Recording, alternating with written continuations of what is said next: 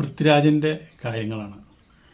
ഒരു മനുഷ്യന്, ഒരു നടന്, നമ്മളൊക്കെ സാധാരണ മനുഷ്യരാണ്, നമുക്ക് രാഷ്ട്രീയം ഉണ്ടാവാം, ഒരു പ്രശ്നമില്ല. പക്ഷെ ഒരു സിനിമാ നടന് രാഷ്ട്രീയം എന്ന് പറഞ്ഞാൽ അത് തലക്കടിച്ചാൽ ഉണ്ടാവുന്ന ദോഷങ്ങളാണ് ഇപ്പോൾ പൃഥ്വിരാജ് അനുഭവിച്ചുകൊണ്ടിരിക്കുന്നത്. രാഷ്ട്രീയമാവാമെന്ന് വെച്ചിട്ടുണ്ടെങ്കിൽ ആ രാഷ്ട്രീയം പുറത്തു പറയരുത്. മോഹൻലാലിന് ഏതാ രാഷ്ട്രീയം എന്ന് ചോദിച്ചു കഴിഞ്ഞാൽ ഇപ്പോഴും ജനങ്ങൾക്ക് അറിയില്ല മോഹൻലാൽ ഏത് രാഷ്ട്രീയക്കാരനാണെന്നുള്ളത്. മോഹൻലാൽ വളരെ വർഷങ്ങളായിട്ട് വോട്ട് പോലും ചെയ്യാറുന്നില്ല, ഇപ്രാവശ്യമാണ് ഒരു ആൾ വോട്ട് ചെയ്തത്. അപ്പോൾ മമ്മൂട്ടിയുടെ രാഷ്ട്രീയം എല്ലാവർക്കും അറിയാം, മമ്മൂട്ടി ഒരു മാർക്സിസ്റ്റുകാരനാണ് എന്ന് വിചാരിച്ച് മമ്മൂട്ടി അതിൽ തല പോയിച്ച് നടക്കാനോ അതിന് വേണ്ടിയിട്ട് പ്രവർത്തിക്കാനോ നിൽക്കുന്നില്ല. എല്ലാ രാഷ്ട്രീയ പാർട്ടിക്കാരും മൂപ്പര് ഒരുപോലെയാണ് കാണുന്നത്. അങ്ങനെ വേണം നടൻ. മോഹൻലാലിൻ്റെ രാഷ്ട്രീയം ഇപ്പോഴും ആർക്കും അറിയില്ല. ശരിക്കും പറഞ്ഞാൽ മോഹൻലാൽ KSUകാരനാണ്, കോളേജിൽ മൂപ്പര് പക്ക KSUകാരനാണ്, നല്ല അടിയും തിക്കും നിരക്കും ബഹളമൊക്കെ ഉണ്ടാക്കിയതാണ്. അതിനുശേഷം മോഹൻലാലിൻ്റെ രാഷ്ട്രീയം ഇന്നവരെ ആർക്കും അറിയില്ല. ഇനിയിപ്പോൾ ആ ഒരു KSUവിൻ്റെ രക്തം തന്നെയാണ് ഇപ്പോഴും മോഹൻലാലിൻ്റെ ശരീരത്തിൽ ഓടുന്നതെന്ന് ചോദിച്ചു കഴിഞ്ഞാൽ നമുക്ക് അറിയാൻ പറ്റില്ല. കാരണം എന്താണ്, മോഹൻലാൽ ഒന്നിനും പ്രതികരിക്കാൻ പോവില്ല, ഒരു രാഷ്ട്രീയ പാർട്ടിക്ക് എതിരായി സംസാരിക്കാൻ പോവില്ല. എല്ലാ രാഷ്ട്രീയ നേതാക്കന്മാരും മോഹൻലാലിൻ്റെ സുഹൃത്തുക്കളാണ്, മമ്മൂട്ടിയുടെ പോലെ. അങ്ങനെ ആയിരിക്കണം നടൻ. അല്ലാണ്ട് ഒരു രാഷ്ട്രീയ പാർട്ടിയിൽ നമുക്ക് വിശ്വാസം ഉണ്ടെന്ന് വിചാരിച്ച് അത് സിനിമയിൽ വന്ന് എക്സ്പോസ് ചെയ്യുക, മറ്റുള്ള രാഷ്ട്രീയ പാർട്ടിക്കാരെ ചീത്ത പറയുക, തെറി പറയുക, അല്ലെങ്കിൽ അങ്ങനെയൊന്നും ചെയ്യാൻ പാടില്ല. അതാണ് നമ്മൾ പറയണത്. ഇപ്പോൾ നമ്മളിത് പറയാൻ കാരണം, നമ്മുടെ രാജുവിൻ്റെ ഒരു പടം റിലീസായി നടന്നു, വിലായത്ത് ബുദ്ധ. കോടികൾ ചെലവ് ചെയ്ത പടം.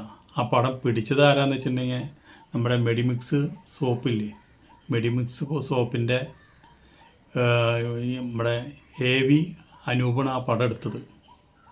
30ഓളം സിനിമ എടുത്ത പ്രൊഡ്യൂസറാണ് അദ്ദേഹത്തിന് 30 സിനിമ എടുത്തിട്ട് ഇതുപോലൊരു പരാജയം വേറൊരു സിനിമയ്ക്കും ഉണ്ടായിട്ടില്ല. അയാൾ കനത്ത പരാജയമാണ് ആൾക്കുണ്ടായത്. ലക്ഷങ്ങൾ കോടികൾ ഇപ്പോഴും കടത്തിൽ കിടക്കുക ആ സിനിമ എടുത്തതിൻ്റെ പേരിൽ. OTTയിൽ പോലും ആ പടം വന്നില്ല എന്ന് പറയുമ്പോൾ നിങ്ങളൊന്ന് ചിന്തിച്ച് നോക്ക്. OTT പോലും ആ പടം എടുത്തില്ല. അപ്പോൾ ജനങ്ങൾക്ക് എത്ര ദേഷ്യം നമ്മുടെ രാജുവിനോട് ഉണ്ടെന്ന് നമ്മളൊന്ന് ചിന്തിച്ച് നോക്കാം. എമ്പുരാൻ എടുത്തു. എമ്പുരാൻ്റെ കഥ എഴുതിയത് നമ്മുടെ കോടിയേറ്റൻ ഗോപിയുടെ മകനാണ്. പക്ഷേ അദ്ദേഹം ഒരു നിഷ്പക്ഷനാണ്. അയാൾ ഒരു അക്ഷരം മിണ്ടില്ല. എമ്പുരാൻ ഇറങ്ങിയ സമയത്ത് പൃഥ്വിരാജിനിട്ട് സോഷ്യൽ മീഡിയയും മറ്റുള്ള ആൾക്കാരെടുത്ത് അലക്കുമ്പോൾ ഇതിൻ്റെ കഥ എഴുതി തിരക്കഥ എഴുതിയ ആളെ മിണ്ടുന്നില്ല. അങ്ങനെ വേണം. അതൊരു കലാസൃഷ്ടിന് അതിനെക്കുറിച്ച് പലർക്കും പല അഭിപ്രായം ഉണ്ടാവാം. അതിൽ കയറി നമ്മൾ അഭിപ്രായം പറയാനോ മറ്റത് രാഷ്ട്രീയ പാർട്ടിയുടെ ഒക്കെ ആയുധമാക്കി കൊടുക്കാനോ ഒന്നും ചെയ്യാൻ പാടില്ല. പൃഥ്വിരാജ് അതല്ല ചെയ്തത്. പൃഥ്വിരാജ് അതിനെതിരെ പ്രതികരിച്ചു, രോഷാകുലനായി.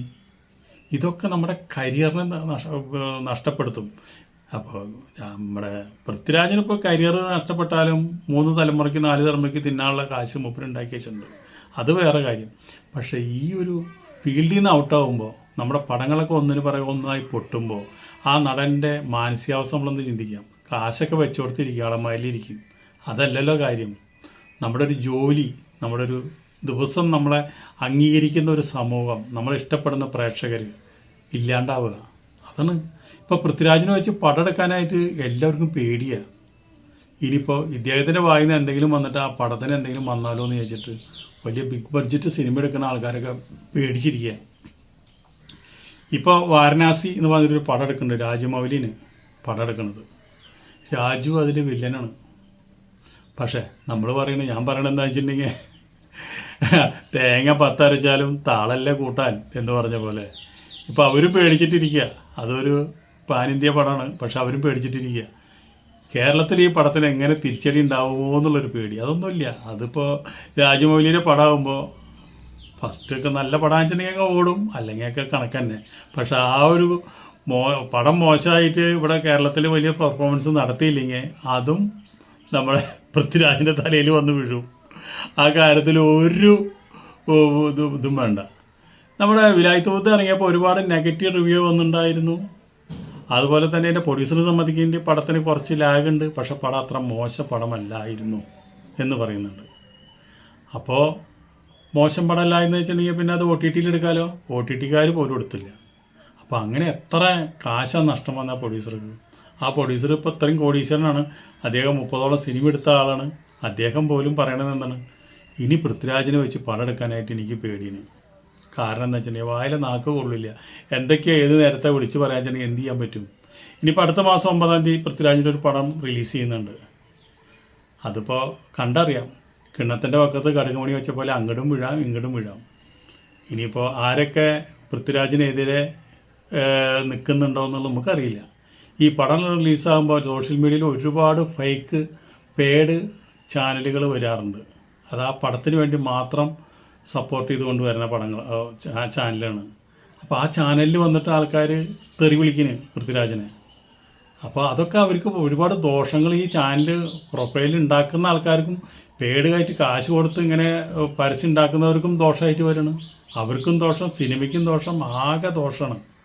ഇതൊക്കെ അന്ന് മുരളിഗോപി മിണ്ടാണ്ടിരുന്ന പോലെ, എമ്പുരാനെടുത്തപ്പം മിണ്ടാണ്ടിരുന്ന പോലെ, മിണ്ടാണ്ട് നമ്മ ശിവായ എന്ന് പറഞ്ഞിട്ട് മിണ്ടാണ്ട് അവനവൻ്റെ പണി നോക്കി അടുത്ത പടത്തിൻ്റെ ഷൂട്ടിങ് നോക്കി ഇരുന്നാൽ മതി. ഈ സമയത്താണ് ഒടിയൻ എന്ന് പറഞ്ഞുകൊണ്ട് പുതിയൊരു സിനിമയുമായിട്ട് പൃഥ്വിരാജിൻ്റെ ഇൻസ്റ്റാഗ്രാം പേജിൽ അതിൻ്റെ പോസ്റ്റ് ഇട്ടത്. ഈ ഒടിയനെയും ഇതുപോലെ തന്നെ ടാർഗറ്റ് ചെയ്യും. മലീ ചേച്ചി എപ്പോഴും പറയില്ല എൻ്റെ മോനെ ഇതിൽ നിന്ന് ഔട്ടാക്കാനായിട്ട് ഒരു വിഭാഗം ശ്രമിക്കുന്നുണ്ട്. സത്യമാണ്, ഔട്ടാക്കാൻ ശ്രമിക്കുന്നുണ്ട്. എന്നാലും ഈ പ്രേക്ഷകർ സിനിമയ്ക്ക് കയറാത്താണ് നമ്മൾ ചിന്തിക്കുന്നത്. അത്രയും വലിയൊരു ക്യാമ്പയിൻ നടക്കുന്നത് പൃഥ്വിരാജിനെതിരെ.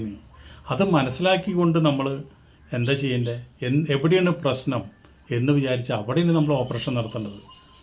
ആ ഓപ്പറേഷൻ നടത്തി കഴിഞ്ഞാൽ സക്സസ് ആവും. പല കാര്യങ്ങൾക്കും നമുക്ക് നമ്മുടെ നിലനിൽപ്പിന് വേണ്ടിയിട്ട് നമ്മൾ ചിലപ്പോൾ നിൽപ്പിൽ ചിലപ്പോൾ മറുകണ്ടം ചാടേണ്ട വന്നാൽ ചാടണം. അതെന്തിനാണ്? നമ്മുടെ കരിയർ സേഫാക്കാൻ വേണ്ടിയിട്ട്. അല്ലാണ്ട് ഇപ്പോൾ അവരോട് ഇഷ്ടമുണ്ടായിട്ടൊന്നുമല്ല.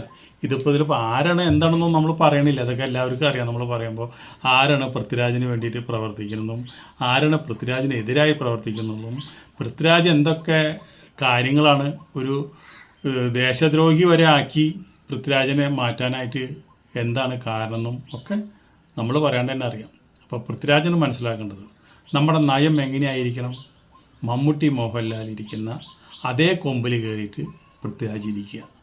അപ്പോൾ സേഫായി. പൃഥ്വിരാജിന് നമുക്കൊക്കെ ഒരുപാട് ഇഷ്ടമുള്ള നടൻ തന്നെയാണ്. എനിക്ക് പൃഥ്വിരാജിൻ്റെ അഭിനയമൊന്നും വലിയ താല്പര്യമൊന്നുമില്ല.